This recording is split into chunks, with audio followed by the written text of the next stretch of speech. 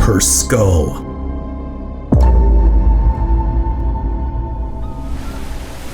The house was a dark affair, clinging precariously to a cliff edge. It hadn't seen a decent repair in decades. Its once rigid gables sagged like tired shoulders. Windows, like catatonic eyes, stared out at the churning ocean. Malcolm, a guy whose ambition far outweighed his scruples, had chosen this ruin as his sanctuary, a place where his sick secret could fester undisturbed. He'd imagined tranquility being alone, a refuge from the world's judgment. But he was spectacularly wrong. Things began subtly, with a pervasive chill, a dampness that seeped into his bones despite the crackling fires he built in the cavernous fireplaces. The air vibrated with a subsonic hum, a barely perceptible dissonance that grated on his nerves, but then came the sounds. The scuttling of unseen things in the walls, the rhythmic drip, drip, drip of water that echoed through the hollow spaces like a morbid metronome counting down to his loss of sanity. He tried to rationalize it, the settling of the old timbers, the wind whistling through unseen cracks. But the sounds morphed, becoming more deliberate. He started hearing her name, whispered silently and seemingly through the floorboards, a sibilant hiss that snaked around him, slithering into his ears like icy serpents. Emily. Eventually, then came the skull. But it didn't appear gradually. One morning, he awoke to find it perched on his pillow, its empty sockets staring at him with a malevolent intelligence that shocked him to the marrow. The bone was unsettlingly nasty. Bits of fragmented and leathery flesh clung to it in sporadic places. The jaw was agape in a silent scream. The smell, a cloying sweetness overlaid with the stench of decay, clung to it like a shroud. It was Emily's skull, unmistakably hers. Whose else could it be? It appeared as a gruesome testament to his crime. He buried the body. He thought he'd gotten away with it. He hadn't. His attempts to rid himself of the skull were futile, grotesque parodies of denial. He tried to smash it, but the bone proved surprisingly resilient, the hammer shattering against it with a sickening crunch. He tried to bury it, but each morning it would be back, stained with fresh earth, its surface now crawling with maggots. And although the flesh was still leathering and rotted, there was more of it now, covering more of the bone. He threw it into the churning ocean waters, watched as the waves tossed it back onto the shore, grimly adorned with seaweed, laying taciturn in the wet beach sand. He even tried to burn it, a bonfire roaring in the dilapidated yard, but the flames merely licked at its surface, repelled by some unholy force.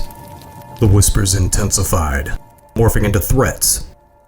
He heard them not only in the house, but in the rustling leaves outside, through the voids of the air vents, in the cries of the gulls overhead, in the pounding of his own heart, and again in the floorboards. They were tailored to his deepest fears. Visions of incarceration, of slow, agonizing erosion of his sanity, of a suicide so violent it would shock even him. He saw her face everywhere, in the swirling patterns of the smoke from the fireplace, in the cracked paint, ripped wallpapers, in the frothing waves crashing against the cliffs below. Her face, no longer beautiful but a horrifying mask of decay, her eyes burning with a cold and unfettered hatred. The visions soon became unbearable.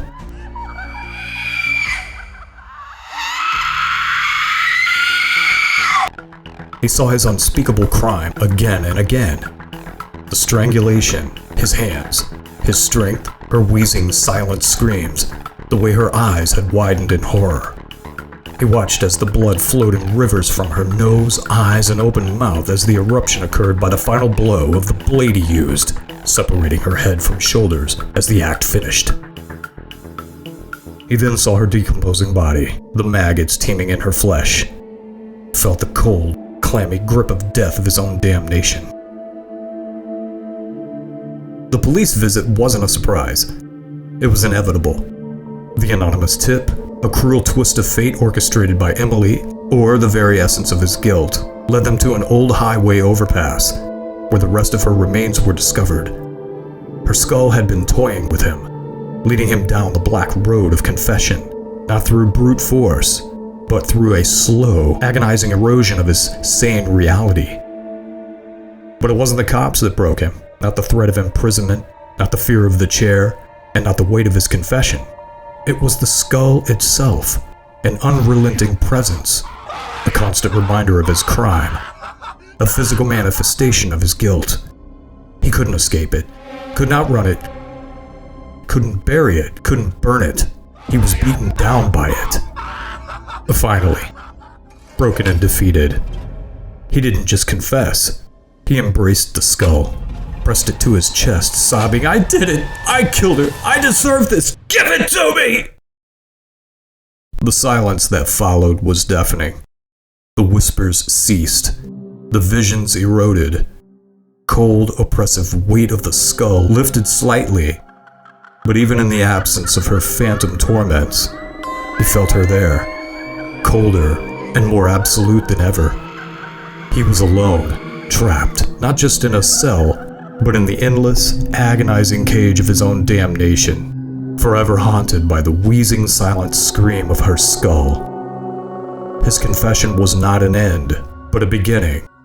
The beginning of an eternity spent in the chilling embrace of his shame, a prisoner in his self-made hell. Emily's silent vengeance was complete.